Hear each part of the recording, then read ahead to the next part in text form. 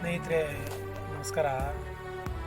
ನಮ್ಮ ರೈತ ಬಾಂಧವರಿಗೆ ಏನು ಹೇಳೋಕ್ಕೆ ಇಷ್ಟಪಡ್ತಾ ಇದ್ದೀನಿ ಅಂದರೆ, ನಮ್ಮ ತಾಲೂಕಿನ ಆನೇಕಲ್ ತಾಲೂಕಿನ ರೈತ ಬಾಂಧವರಿಗೆ ನೋಡಿ, ಇವತ್ತು 1200 ದಿನದಿಂದ ಹೋರಾಟ ಮಾಡ್ಕೊಂಡು ಬಂದಿರತಕ್ಕಂಥ ದೇವನಹಳ್ಳಿ ಚನ್ನರಾಯಪಟ್ಟಣ ರೈತರಿಗೆ ಎಷ್ಟು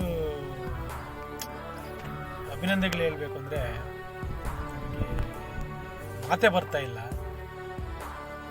ಅವರಿಗೆ ಸಿಕ್ಕಿರೋ ಜಯ ಇವತ್ತು ನನಗೆ ಸಿಕ್ಕಂತಾಗಿದೆ. ಅಷ್ಟೊಂದು ಖುಷಿ ಆಗ್ತಾ ಇದೆ ನನಗೆ. ಅವರು ಹೋರಾಟಗಳು ಅಷ್ಟೊಂದು ಮುಂದುವರಿಸ್ಕೊಂಡು ಬಂದರು.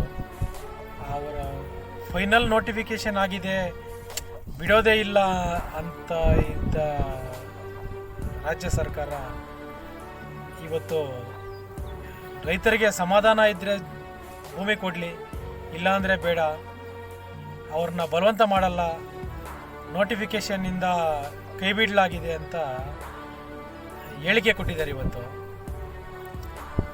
1200 ದಿನಗಳ ಹೋರಾಟದ ಪ್ರತಿಫಲ ಇವತ್ತು ಅವರಿಗೆ ಸಿಕ್ಕಿದೆ. ನಮ್ಮ ತಾಲೂಕಿನ ಜನತೆಗೆ ನಾನು ಹೇಳೋದಕ್ಕೇನು ಇಷ್ಟಪಡ್ತೀನಿ ಅಂದರೆ,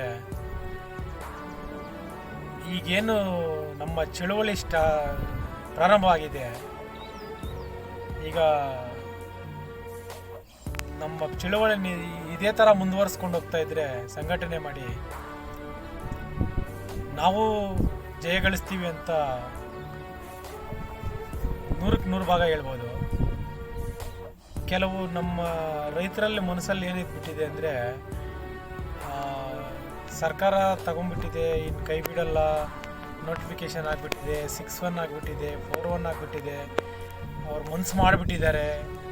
ಇದೆಲ್ಲ ಬಿಟ್ಬಿಡಿ, ನಾವು ಮನಸ್ಸು ಮಾಡಿಬಿಟ್ಟಿದ್ದೀವಿ, ನಾವು ಬಿಡೋದಿಲ್ಲ, ನಮ್ಮ ಜಮೀನು ನಮ್ಮದು, ನಮ್ಮ ಅಪ್ಪಂದು, ನಮ್ಮ ತಾತಂದು ಅಂತ ಕೂತ್ಕೊಳ್ಳಿ.